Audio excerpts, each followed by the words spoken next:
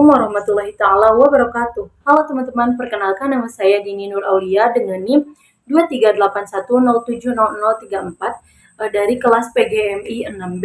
Di sini saya akan membuat video UAS mengenai analisis 2 studi kasus mata kuliah pembelajaran Sains, Teknologi, Engineering, and Matematik di sekolah dasar. Saja ini dia. Untuk studi kasus yang pertama ialah kita akan menganalisis studi kasus yang pertama, penyebab kegagalan transfer pengetahuan dari media video ke aktivitas merakit. Nah, jika saya menganalisis kasus ini, kegagalan terjadi karena siswa itu hanya melihat proses kerja roda gigi melalui video tetapi belum benar-benar memahami konsep yang mendasarinya. Nah, saat menonton video, siswa itu cenderung menjadi penerima informasi secara pasif. Sedangkan ketika merakit, mereka dituntut untuk menerapkan konsep tersebut secara langsung. Akibatnya, banyak siswa mengalami kesulitan saat harus menghubungkan teori dengan praktik.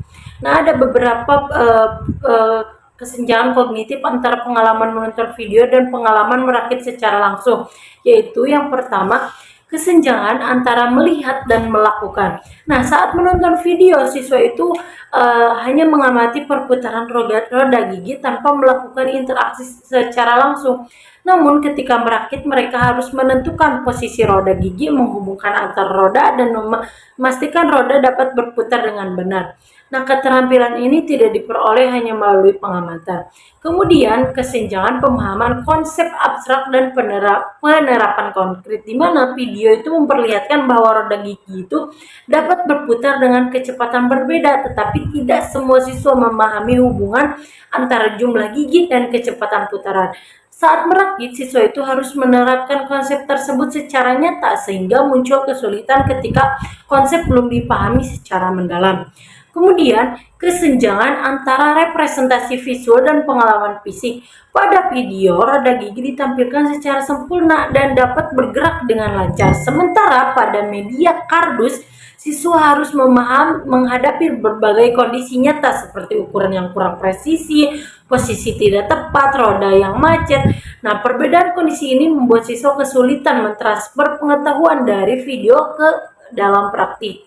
Kemudian, perbedaan karakteristik media video dan media realia dalam pembelajaran STEM. Yang pertama ialah kemampuan memanipulasi variabel, di mana media video memiliki kemampuan menunjukkan berbagai variasi ukuran dan rasio roda gigi secara cepat. Guru dapat memperlihatkan banyak contoh dalam waktu singkat. Namun, siswa tidak dapat mengubah atau mencoba sendiri variabel yang ada. Sebaliknya, media realia memungkinkan siswa melakukan eksperimen secara langsung. Mereka dapat mengganti ukuran roda gigi, mengubah posisi, melihat sendiri pengaruhnya terhadap kecepatan putaran. Oleh karena itu, media realia lebih efektif untuk memahami hubungan sebab akibat dalam STEM. Kemudian, umpan balik langsung. Nah, pada media video, umpan balik bersifat satu arah. Siswa hanya menerima informasi tanpa mengetahui apakah pemahamannya sudah benar atau belum. Sedangkan pada media realia, siswa langsung mengetahui hasil tindakannya. Jika roda gigi dipasang salah, roda akan berputar dengan baik. Dari situ, siswa dapat segera memperbaiki kesalahannya. Umpan balik langsung ini sangat penting dalam pembelajaran STEM. Kemudian dalam pengalaman multisensorik, di mana media video terutama melibatkan indera penglihatan, pendengaran. Siswa melihat animasi dan mendengarkan penjelasan. Sementara media realia melibatkan lebih banyak indera, seperti melihat, menyentuh, memegang, menggerakkan, dan merasakan hasil percobaan secara langsung. Pengalaman multisensorik ini membantu siswa untuk usia 10 tahun untuk memahami konsep lebih baik karena mereka masih berada pada tahap operasional konkret.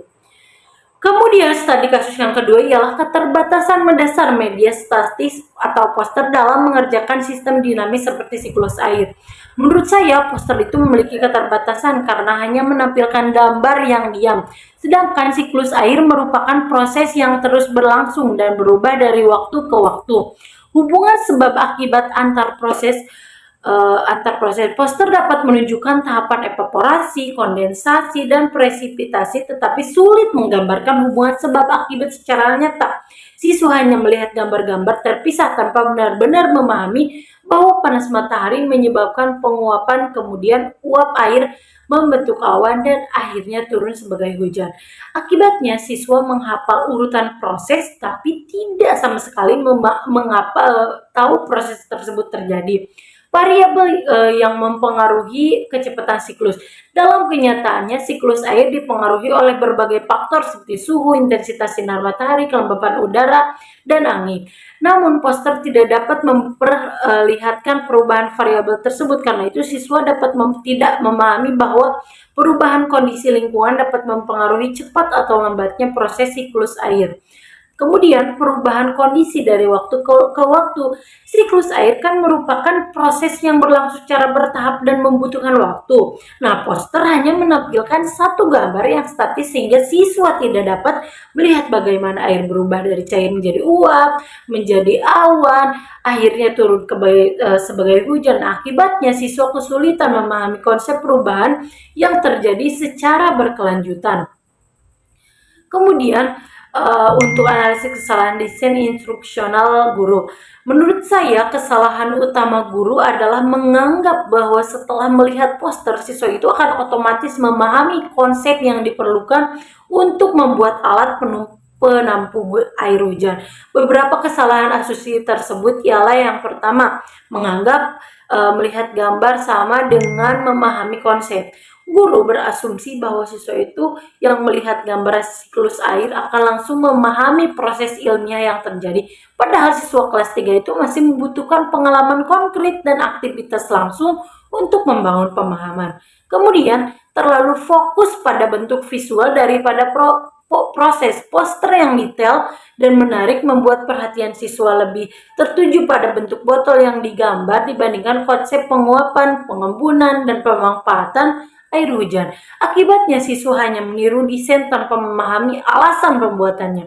Kemudian tidak menyediakan pengalaman eksplorasi dan eksperimen. Tujuan pembelajaran adalah membuat alat sederhana atau engineering, tapi siswa tidak diberi kesempatan melakukan percobaan terkait proses penguapan atau pengembunan. Padahal dalam sistem pemahaman konsep sains seharusnya dibangun terlebih dahulu melalui kegiatan eksplorasi sebelum siswa merancang suatu produk.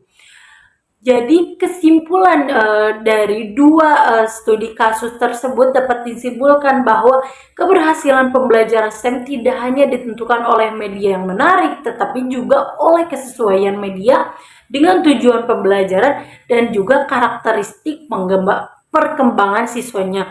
Jadi video dan poster dapat membantu memberikan gambaran awal suatu konsep, tetapi keduanya memiliki keterbatasan dalam membangun pemahaman yang mendalam apabila tidak disertai dengan pengalaman langsung. Oleh karena itu, dalam pembelajaran STEM di MISD, guru perlu mengombinasikan media visual dengan aktivitas eksplorasi, eksperimen, praktik nyata agar siswa itu mampu menghubungkan konsep sains dengan penerapannya dalam kehidupan sehari-hari.